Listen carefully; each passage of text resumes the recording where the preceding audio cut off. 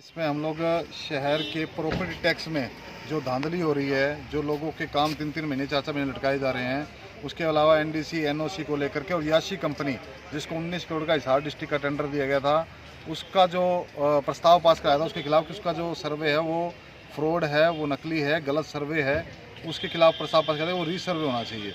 वो मांग थी। प्लस शहर में बेसारा पशुओं को लेकर के सेक्टर 13, सेक्टर 16-17, उसके अलावा मील गेट, कैमी रोड की सड़कों को लेके, उसके अलावा सीवरेज व्यवस्था ठप है जो बिल्कुल, उनको लेकर के हम लोग इकट्ठे हुए थे। शहरवासियों को मैंने बुलाया था, 300-400 की संख्या में शहरवासी अलग अलग क्षेत्र से आए थे शहर के, और हमने डिमांड करी थी कि जो रीसर्वे का जो प्रस्ताव हम पास करा चुके हैं उसको तुरंत प्रभाव से इनको निर्देश दो कंपनी को, याशी कंपनी को, कि वो जाके घर घर जाके सर्वे करें। तो इन्होंने कहा कि हम नहीं कर सकते वो, जबकि ये प्रस्ताव मैंने 6 महीने पहले मीटिंग में पास करा चुका हूँ, सारे आंकड़े रख के, पुख्ता प्रमाण रख के, उसको दरकिनार कर दिया गया।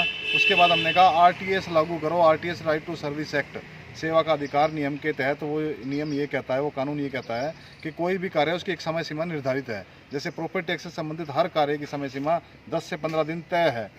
अगर वो उस तय सीमा में काम नहीं होता तो उस कर्मचारी के खिलाफ और जो अधिकारी जो इसकी मॉनिटरिंग करता है उसके खिलाफ कार्रवाई हो सकती है। उसके अलावा जैसे कोई पशु है, कोई हम शिकायत करते हैं कि हमारी गली में पशु है, तो उस पशु को हटाने का 2 दिन का समय निर्धारित है।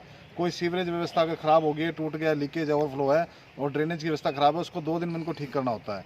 तो हम आरटीएस लागू करवाना चाह रहे हैं, वो इम्प्लीमेंट नहीं है यहाँ पर किसी भी डिपार्टमेंट में, और वो 2-2 महीने, 1-1 महीने काम नहीं होते, पशु नहीं हटते, सीवरेज के पॉइंट जो है 1-1 महीना ठीक नहीं होते। तो उसको लेकर के हमने आवाज़ उठाई थी कि इसको लागू करो। उसको लेकर के कोई कार्रवाई नहीं होती, तो वहाँ शहरवासी जो थे वो उग्र थे, रोषित थे। उन्होंने इनके खिलाफ नारेबाजी की, इनको कहा कि क्यों नहीं करते, उनसे जवाब मांगा, लेकिन उसका कोई जवाब नहीं था। उसके बाद हम लोग आकर के धरने पे बैठ गए थे। यहाँ पे इन्होंने काफ़ी पुलिस बल बुला लिया था। हम लोग धरने पे बैठ गए। धरने पे बैठने के बाद ज्वाइंट कमिश्नर मैडम हमारे पास आई थी, उन्होंने हमें ऑफिस में बुलाया और हमारी जो समस्या थी उनको सुन करके उनको तुरंत प्रभाव से करने का काम शुरू करवाया वहाँ पर।